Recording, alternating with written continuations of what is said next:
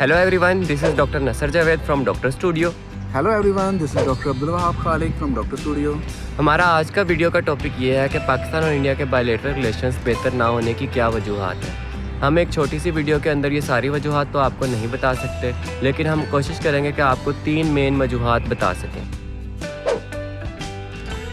हमने जो थोड़ी बहुत रिसर्च की है उसके बाद हमें पता चला है कि पाकिस्तान और इंडिया के बायलैटरल रिलेशंस बेहतर ना होने की जो रूट कॉज हैं वो 1947 तक जाती हैं, जिसमें मेन वजह दोनों ममालिक में पार्टीशन का ठीक तरीके से ना होना है और दोनों ममालिक में जैसे कि रेड क्लिफ अवार्ड जो आया उसमें दोनों ममालिक के साथ नाइंसाफ़ियाँ हुई और जैसे कि माइग्रेशन जब हुई तो हमने बहुत सारा कत्लो आम देखा जिससे दोनों ममालिक में एक दूसरे के खिलाफ नफरतें पैदा हो गई। और इसमें थोड़ा बहुत रोल ब्रिटिश का भी है। बिल्कुल, मैं कहता हूँ काफ़ी हद तक उनका रोल है। डिवाइड एंड रूल की पॉलिसी जो है ना वो हमें दे गए, तो आज के दिन तक देख लें हम लड़ रहे हैं और ये लोग तरक्की कर गए हैं। पार्टीशन होनी ही थी, वो प्रॉपर वे से होती, वो ये जिद कत्ल गारत ना होती, जो लोगों की इज़्ज़तें पमाल हुई हैं वो ना होती, तो ये शायद इतनी नफ़रतें भी हमारी गहरी ना होती।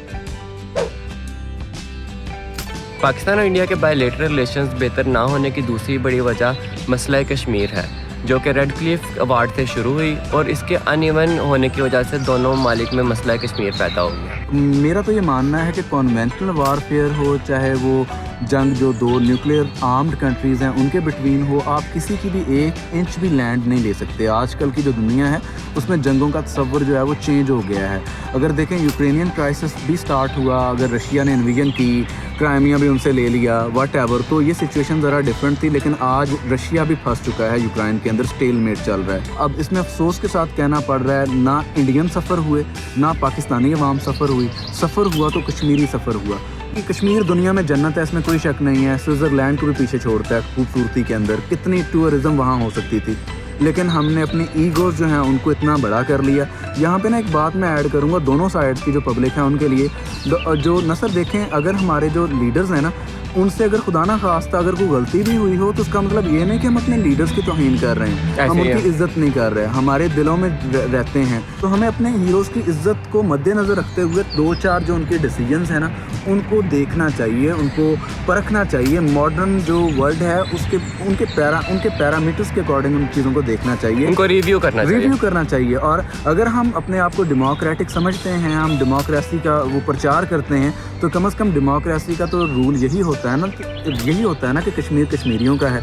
और जब तक ये मसला कश्मीर उनकी जो पब्लिक है, कश्मीरी पब्लिक, उनकी मांगो, उनकी जो होप्स हैं, उनकी एक्सपेक्टेशंस के अकॉर्डिंग ये रिजॉल्व नहीं होता, हमारे ममालिक के दरमियान में जो अमन पैदा करना है या फिर हमारे ममालिक का तरक्की करना है, ये नामुमकिन है।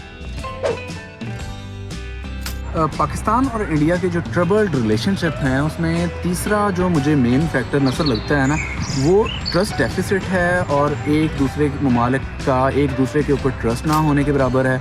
हम एक दूसरे के खिलाफ प्रॉक्सी वॉर्स के अंदर इन्वॉल्व हैं और लोकल पॉलिटिक्स का भी इसके अंदर ना एक नेगेटिव रोल है।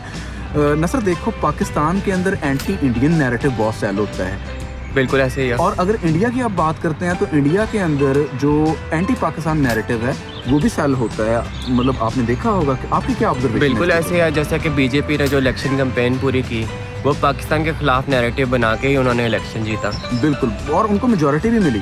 तो ये चीज़ें हैं, ये कॉमन यूथ और जो पढ़ी लिखी यूथ है उसको समझना चाहिए। और नसर जो मीडिया, मेन स्ट्रीम मीडिया है, नेशनल मीडिया हैं दोनों ममालिक की, आपने देखा होगा कि उनकी भी आपस में एक बहुत सारी गलतियां हैं। जैसे कि जो पाकिस्तानी मीडिया है वो इंडिया को बुरा बनाता है और जो इंडियन मीडिया है वो पाकिस्तान को बुरा कहता है। देखा जाए, कोई भी जब भी अमन की बात होती है तो दरमियान में जो है वो कोई ना कोई ऐसा इवेंट हो जाता है जिसके नतीजे के अंदर दूरियां फिर से बढ़ जाती हैं। नसर आपने वो पठानकोट का इवेंट, उड़ी वाला जो हादसा है वो देखा होगा। तो मेरा तो ख्याल ये है कि इसके ऊपर ना ट्रांसपेरेंट इन्वेस्टिगेशन होनी चाहिए।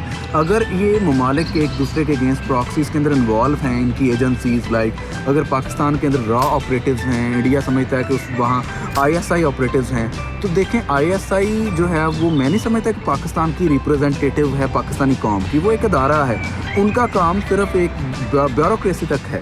और इसी तरह जो रॉ है वो भी इंडिया का अदारा है, वो इंडियन पब्लिक की ओपिनियन नहीं है। आपकी इसके बारे में क्या राय है? बिल्कुल ऐसे ही है, और जैसे भी कभी भी कोई इस तरह का इंसिडेंट होता है उसकी एक ट्रांसपेरेंट इन्वेस्टिगेशन होनी चाहिए اور جو قصوروار ہے اس کو سزا ملنی چاہیے.